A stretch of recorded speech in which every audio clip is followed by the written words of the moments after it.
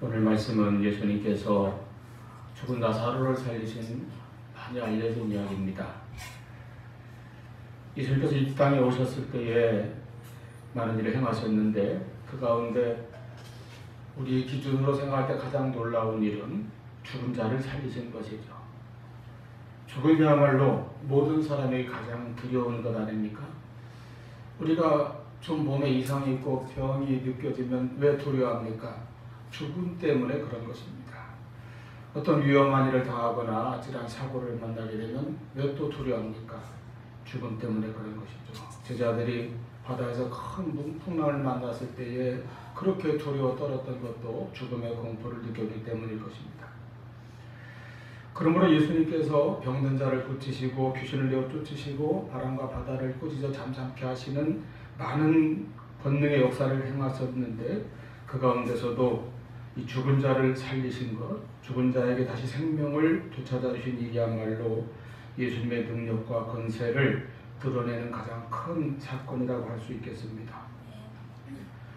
물론 죽음은 모든 인생에게 피할 수 없는 하나의 길입니다.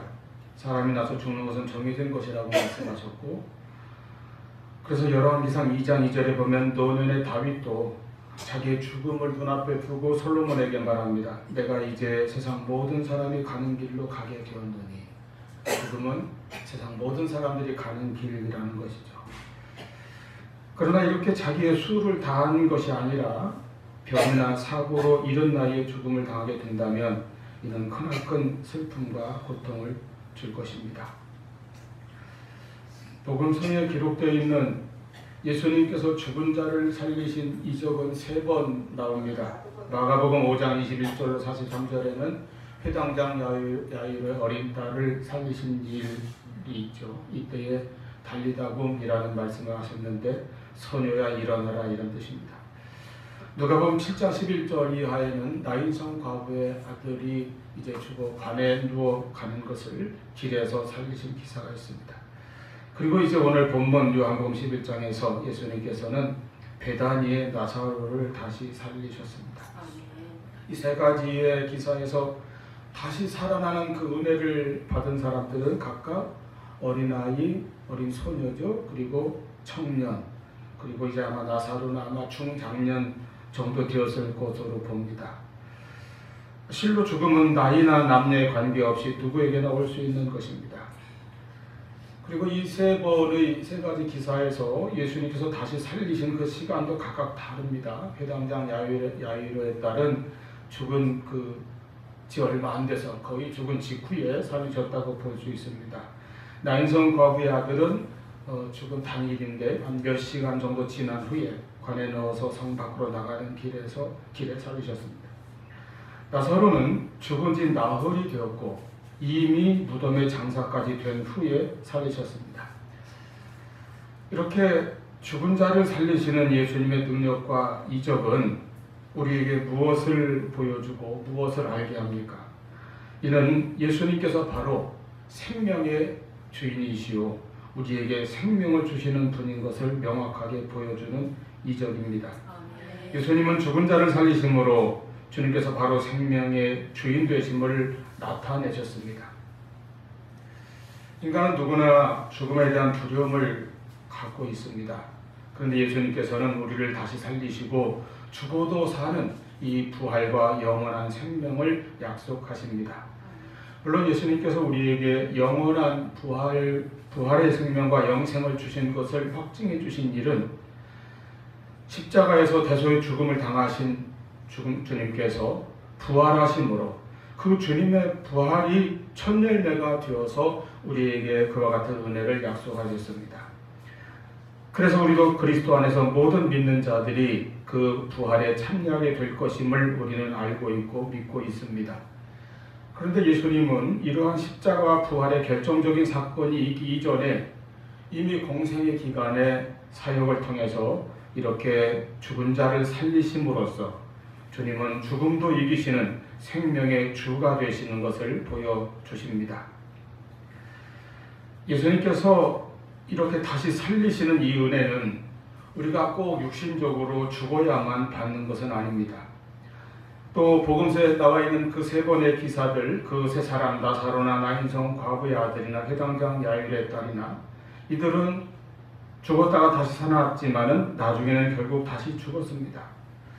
그래서 그들이 다시 산 것은 참된 의미의 부활과는 좀 다르다고 봅니다.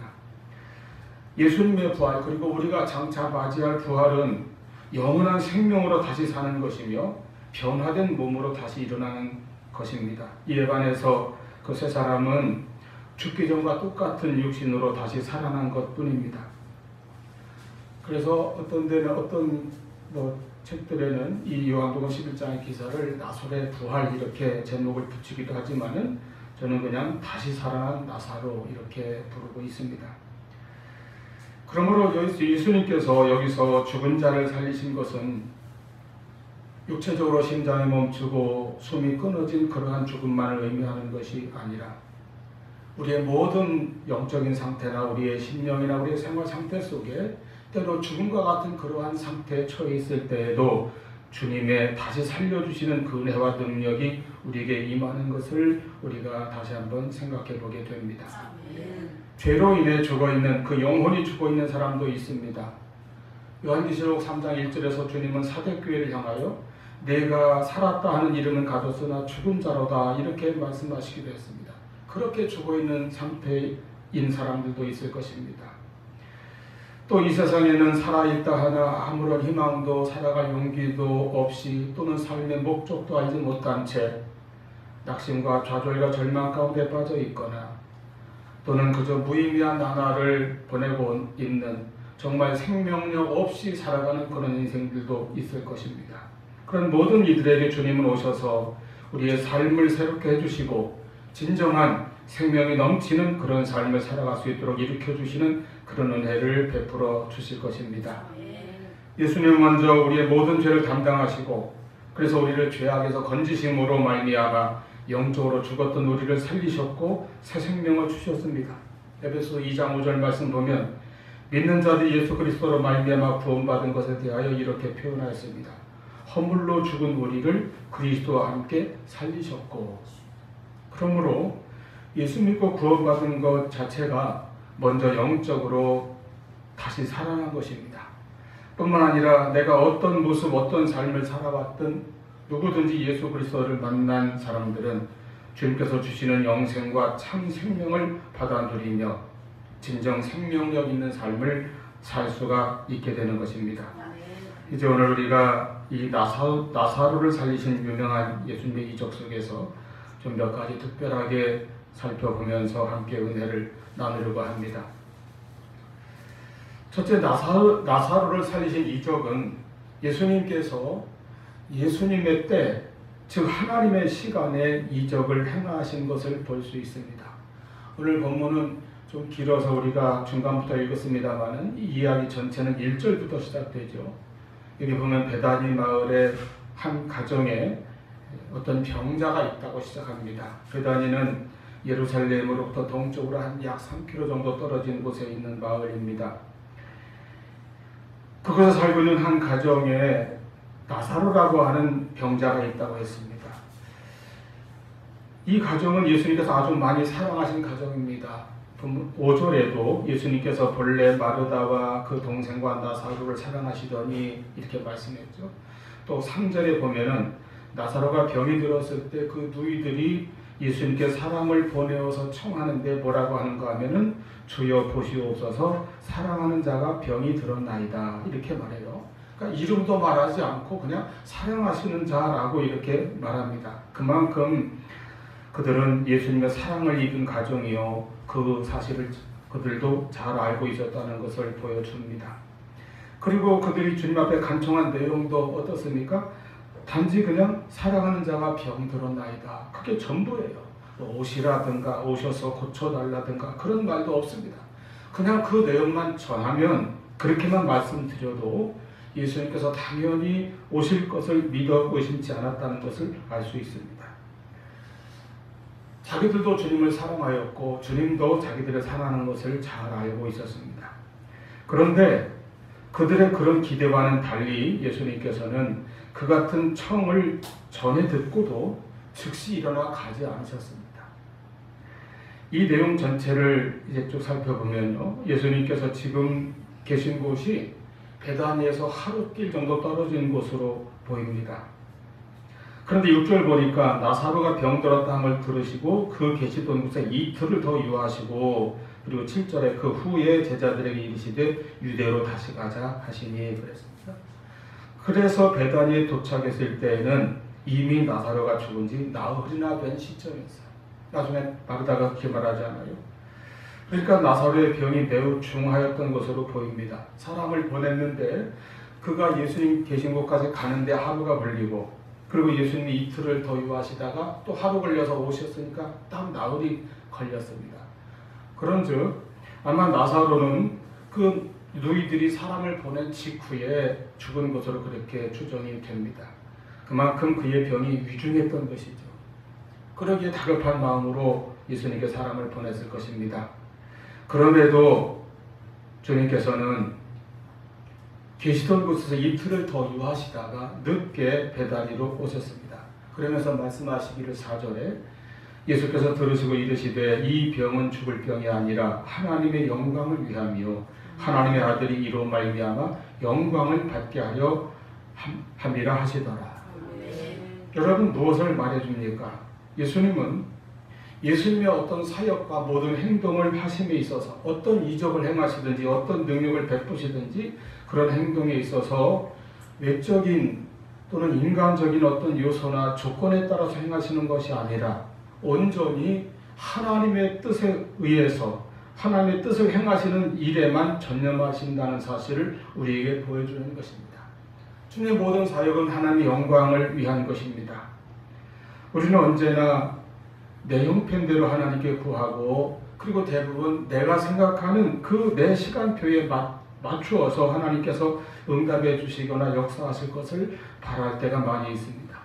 그러나 하나님의 일은 여러분 하나님의 시간표에 따라서 이루어지는 것이고 하나님께서 역사하시는 것입니다.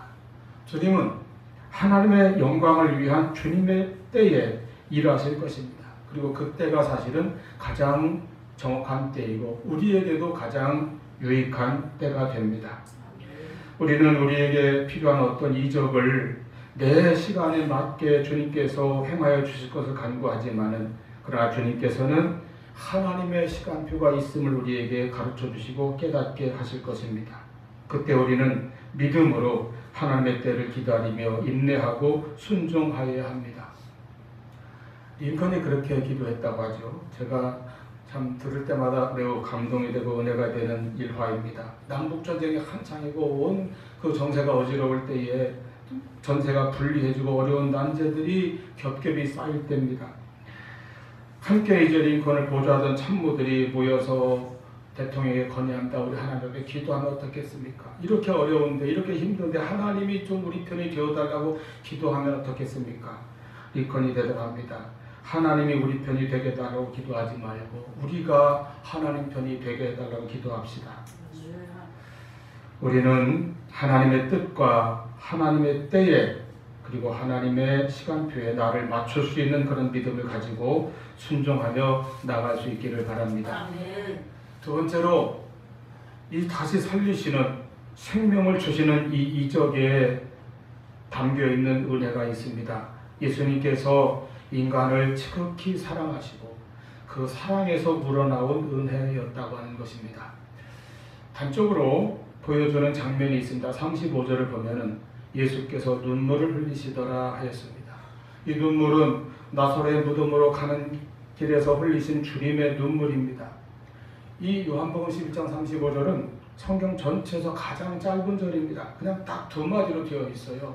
헬라어나 영어나. 우리말은 이제 눈물을 흘리시더라 이렇게 세 마디가 됐지만은 예수께서 우시더라 딱 두 마디입니다. 여러분, 이 모습은 우선 이 세상에 오신 예수님께서 진정으로 참된 인간이 되어서 오신 것을 말해줍니다. 예수님은 온전한 신성을 가진 하나님이시면서 또한 온전한 참 사람이 되신 성육신하신 주님이셨습니다. 실제로 인간이 되신 것이죠. 그래서 광야에서 사탄의 시험을 받으실 때 40일 금식하셨을 때에는 줄이셨다고 그랬습니다. 배고픔을 극도로 느끼신 것이죠.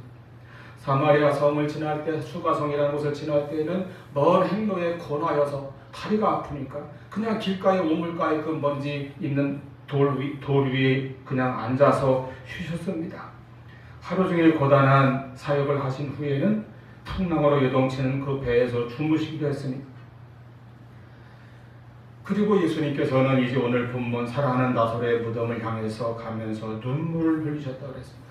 이것은 참으로 참 인간이 되신 주님의 모습입니다. 예수님은 죽은 자를 살리시는 하나님의 아들로서의 능력을 행하시기에 앞서서 우리를 사랑하사 이 세상에 육신으로 오신 참 사람으로 오신 그 인간됨의 면모를 보여주십니다. 또한 이 주님의 눈물은 예수님이 전능하신 주님께서 인간의 고통과 슬픔에 함께하는 분이라는 것을 우리에게 말해줍니다. 여기 예수님의 눈물은 사실은 매우 복합적이에요. 죄의 결과로 죽음을 당할 수밖에 없는 인류의 운명에 대한 슬픔도 있을 것입니다. 또는 여전히 믿지 아니하고 불신하고 가득 차 있는 완악한 무리들을 생각하는 비통한 눈물도 있을 것입니다. 그러나 가장 직접적인 이 눈물은 바로 나사로의 죽음 때문에 흘리신 눈물입니다. 이것은 나사로에 대한 사랑 때문일 것입니다. 눈물은 참된 사랑의 표현입니다. 기쁜 마음에서 우러나오는 진실된 사랑의 감정이 눈물입니다. 눈물 흘릴 일이 많은 이 세상에 주님께서 오셔서 우리와 함께 눈물을 흘리셨습니다. 선지자 이사야가 53장 3절에서 예언하였듯이 우리 주님은 눈물의 사람이었고 슬픔과 질고를 아는 사람이었습니다. 이 세상에서 살아가는 우리가 얼마나 힘겹고 고달픈 삶의 눈물을 때때로 흘려야 하는지 주님께서 몸소 겪으셨고 그래서 잘 아시는 분입니다. 그리고 인간은 누구나 종래에는 죽음으로 끝나야 하는 그러한 깊은 슬픔을 가진 존재라는 것을 주님께서 아십니다. 그 슬픔에 함께 하시는 것이 바로 예수님의 눈물입니다.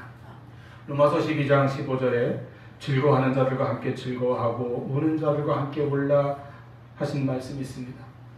이는 그리스도 안에서 지체가 된 성도들 간의 사랑을 가르치신 말씀입니다. 예수님은 그러한 사랑의 참된 본을 보이셨습니다. 슬퍼하는 자들과 함께 우는 그 사랑입니다. 예수님은 인간의 슬픔을 아십니다. 그래서 슬픔 당한 자들에게 위로자가 되십니다. 히브리서 4장 15절에 우리에게 있는 대제사장은 우리의 연약함을 동정하지 못하실 리가 아니라고 하셨습니다. 주님은 오늘도 우리들을 바라보시며 눈물을 흘리실 때가 있을 것입니다. 그것은 우리를 사랑하시기 때문입니다. 우리가 죄악에 빠져 허우적대고 있을 때에, 우리가 연약하여 넘어지고 실패할 때에, 우리가 인생과의 여러 가지 짐에 눌리고 고난이나 고통을 당하여 아프고 힘들 때에 우리의 아픔을 보시고 주님께서도 눈물을 흘리십니다. 나사로의 무덤 앞에서 흘리신 주님의 눈물은 생명의 주인 되시는 전능하신 예수님께서 죽음 앞에 무기력한 우리 연약한 인간을 위하여 흘리신 눈물이고, 우리 한 사람 한 사람을 지극히 사랑하시는 마음에서 우러나오는 사랑의 눈물입니다. 여러분 한번 생각해 보세요. 우리가 어디 방구석에 기어다니는 벌레를 탁 죽였다고 칩시다. 그 벌레 죽음을 애통해하며 우는 사람은 없습니다. 여기저기 청소하고 나서 모아놓은 쓰레기를 갖다 버리면서 그것이 아깝다고 안타까워 우는 사람도 없습니다. 그러나 사랑하는 자녀가 아프면 어머니는 눈물을 흘립니다. 혹 자녀들이 방황하며 소중한 삶을 무의미하게 낭비하거나 헛되이 살아가고 있다면 부모는 안타까운 눈물을 흘릴 것입니다. 누군가 내 사랑하는 사람이 상처를 받고 고통을 당하고 있다면, 질고에 허덕이고 있다면 함께 눈물을 흘릴 것입니다. 이것은 누군가를 위하여 내가 눈물을 흘린다는 것은 그가 나에게 소중한, 귀중한 대상이라는 뜻입니다. 예수님께서 나사로의 무덤을 향하여 가시며 눈물을 흘리신 것은 나사로를 주님께서 그만큼 귀하게 보셨다고 하는 것입니다. 죽어야 할 우리 모든 인류를 위하여 흘리신 주님의 사랑의 눈물, 저와 여러분도 그 주님의 은혜와 사랑을 받고 있는 대상인 것을 기억하시기를 바랍니다. 우리의 죄를 위하여 예수님은 십자가에서 피를 흘리셨습니다. 그리고 우리의 연약함과 우리의 실패와 고통과 좌절로 쓰러져 있는 무덤과 같은 곳에 갇혀있는 우리들을 위하여 주님께서는 눈물을 흘리십니다. 그러므로 그 주님의 눈물을 보면서 우리는 나 자신이 어떤 존재인지를 주님께 내가 어떤 존재인지를 다시 한번 돌아볼 수 있기를 바랍니다. 우리는 예수님께서 피로 값주고 구원하신 존재입니다. 그리고 예수님께서 우리를 위하여 눈물까지 흘려주시는 그러한 참으로 소중하고 귀중한 존재들인 것입니다. 이제 나는 그 주님의 사랑을 통해서 나의 온전한 모습을 하나님 자녀로서의 나의 참 가치를 바로 찾을 수 있기를 바랍니다. 세 번째입니다. 이제 예수님께서는 나사렛 무덤 앞에까지 가셨습니다. 그런데 38절에 보면은 그 무덤은 굴로 되어 있고 돌로 막았다고 했습니다. 이제 유대 나라의 무덤의 그 방식이겠죠. 우리 예수님의 무덤도 그러지 않았습니까? 이때 예수님께서는 39절에 돌을 옮겨 놓으라 말씀하셨습니다. 이 말씀은 참 중요한 말씀입니다. 예수님께서 이제 다시 살리시는 은혜, 다시 죽은 자를 일으키시는 그 권능을 행하심에 앞서서 먼저 사람들에게 막고 있는 그 돌을 치우라고 말씀하신 것입니다. 예수님께 그 돌 하나를 옮겨 놓으실 능력이 없으셨을까요? 그래서 사람들에게 부탁하신 것일까요? 이것은 우리가 생각할 때에 예수님의 이적에는 예수님이 하실 일이 있고 우리 사람이 해야 할 일도 있다는 것을 보여주고 있습니다. 그것은 바로 믿음의 순종입니다. 또 나중에 나사로가 주님의 말씀에 따라서 이제 일어나 걸어 나왔을 때는 그 시신을 칭칭 동여 싸맨 그 채로 붕대를 다 감은 채로 나왔는데 얼굴까지 다 쌌다고 그랬죠. 그때 주님께서는 또 사람들에게 그 매인 것을 풀라 이렇게 말씀하셨습니다. 여러분, 주님께서 행하실 일이 있고 우리가 해야 할 일이 있습니다. 돌을 옮기는 일, 쌓인 것을 푸는 일은 우리가 하는 것입니다. 그것을 주님께서 요구하시고 명령하십니다. 우리는 순종으로 행함으로 우리의 믿음을 보여야 할 것입니다. 이 무덤을 가로막고 있는 돌은 은혜와 능력을 베푸시는 주님과 그 은혜를 받아야 할 우리 사이를 막고 있는 것들입니다. 무엇이 됐든 주님과 나 사이를 가로막고 있는 것은 옮겨야 합니다. 치워야 합니다. 그것이 나의 죄든 또는 주님과 나 사이에 어떤 방해가 되는 것이든 그것을 우리는 치워야 주님의 능력과 은혜를 만날 수가 있을 것입니다. 사실 우리가 살면서 어떨 때는 나 스스로가 내가 만든 무덤 속에 갇혀 있을 때도 있어요. 이런 내 모습을 우리가 좀 돌아볼 수 있기를 바랍니다. 이런 문제에 직면하려는 자세가 그 해답을 찾는 것보다 더 중요할 때가 있습니다. 자기 자신의 참 모습을 직면하고 솔직하게 인정하는 자세 없이는 해답을 찾을 수 없기 때문입니다. 우리의 생활 속에서 나 자신의 모습에서 나의 연약한 부분, 상한 부분을 깨닫고 인정한다. 그리고 그것을 주님 앞에 내어놓는다면 주님께서 도와주실 것입니다. 내가 믿음으로 순종하며 돌을 옮기는 것이 예수님의 기적의 시작이 됩니다. 누구나 자기 자신의 상한 감정과 마음을 그대로 대면하고 또 그대로 주 앞에 내놓는 것이 쉽지는 않습니다. 그러나 내가 영적으로 상한 상태 그대로 감추어져 있는 채로 있다고 한다면 우리는 주님의 복음을 받아들이고 주님 주시는 능력과 소망을 갖기가 매우 어렵게 될 것입니다. 그러므로 우리가 우리에게 찾아오시는 주님 앞에 돌을 옮겨놓으라고 하시는 그 주님의 말씀 앞에 나를 칭칭 감고 있는 것들을 다 풀어버리라고 하는 그 주님의 말씀 앞에 순종하면서 내가 주님 앞에 내어놓을 때 혹은 내 모습이 약하고 부족하고 수치스럽다 할지라도 그러나 주님은 그런 모습 속에서도 하나님의 영광이 나타날 것을 보고 계시므로 그래서 우리에게 새 생명을 주실 것이므로 우리는 나 자신을 주님 앞에 온전히 내놓는 그런 순종과 믿음으로 돌을 옮겨놓는 그러한 우리 모두가 될 수 있기를 바랍니다. 여기서 한번 그와 같은 주님의 말씀에 이 마르다가 한 답변을 살펴보려고 합니다. 39절에 예수께서 이르시되 돌을 옮겨 놓으라 하시니 그 죽은 자인 누이 마르다가 이르되 주여 죽은 지가 나흘이 되었음에 벌써 냄새가 나나이다. 이렇게 답하죠. 한마디로 말하면 이미 늦었다는 겁니다. 그렇죠. 이미 죽은 지 나흘이 됐습니다. 장사까지 다 무덤 속에 이미 다 장사까지 지내버렸어요. 나흘이 됐으면 사실은 부패가 시작되었을 것입니다. 그러니까 냄새가 난다고 한 것이죠. 이런 마르다의 대답은 지극히 상식적으로 맞는 대답입니다만은 이것은 인생의 문제를 바라보는 인간의 자세를 보여주기도 합니다. 죽은 지 이미 나흘이나 되었기 때문에 너무 늦었다는 것입니다. 회복시킬 가망성이 없다는 것입니다. 다시 소생할 수 없다는 것입니다.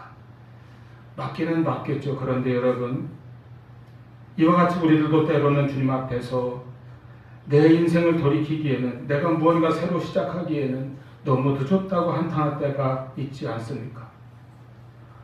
보내버린 시간들이 후회스럽지만 이제 와서 어떻게 하기에는 너무 늦었고 어떻게 해볼 도리가 없다는 좌절감에 다시 무기력해지는 것, 이것이 늘 반복되어 온 것이 우리의 인생 속에 있지 않습니까? 그런데 40절에 예수께서 이르시되 내 말이 내가 믿으면 하나님의 영광을 보리라 하지 아니하였느냐 하셨습니다. 여러분, 예수님 앞에서는 너무 늦은 것은 없습니다. 예수님 앞에서는 다시 시작하기에는 너무 늦었다는, 그래서 이제는 불가능하다는 그런 좌절감은 없습니다. 왜냐하면 주님께서는 그것까지도 고치시고 그것까지도 하나님의 영광으로 바꾸어 주시는 전능하신 주님이시기 때문입니다. 예수님은 죽은 지 나흘 된 나사로도 새 인생을 다시 시작할 수 있게 하셨습니다.